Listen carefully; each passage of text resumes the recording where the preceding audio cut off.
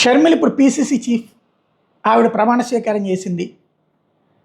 ఆ టైంలో ఎప్పుడన్నా చిరంజీవి గారు ఆమెకు ఫోన్ చేశారా, అభినందించారా? కాంగ్రెస్ పార్టీ గత 10 ఏళ్లలో ఎప్పుడన్నా కాంగ్రెస్ పార్టీ కార్యకలాపాల్లో చిరంజీవి కనిపించారా?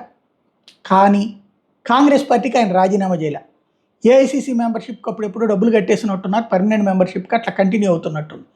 ఎందుకంటే గిడుగు రుద్రరాజు మాజీ పీసీసీ అధ్యక్షుడు మరొకసారి బాంబు పేల్చారు. ఏదైతే పవన్ కళ్యాణ్కి ఆయన డబ్బులు ఇచ్చినటువంటి మాట వాస్తవం 5 కోట్లు, అది సోదరుడి కింద ఇచ్చారు.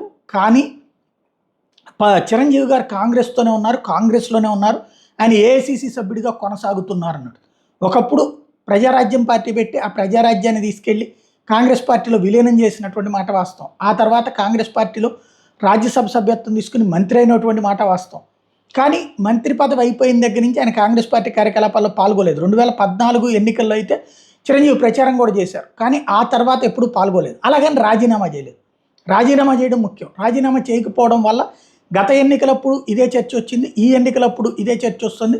గిడుగు రుద్రరాజు అప్పుడు స్టేట్మెంట్లు, ఇప్పుడు కూడా స్టేట్మెంట్. మరి ఇప్పుడైనా చిరంజీవి తను రాజీనామా అన్న సమర్పిస్తారా పార్టీకి? ఊరికినే నేను పార్టీతో వెళ్ళట్లేదని చెప్పడం కాదు, రాజీనామా సమర్పించాలి. సమర్పిస్తారా లేదా అన్నది చూడాల్సి ఉంది.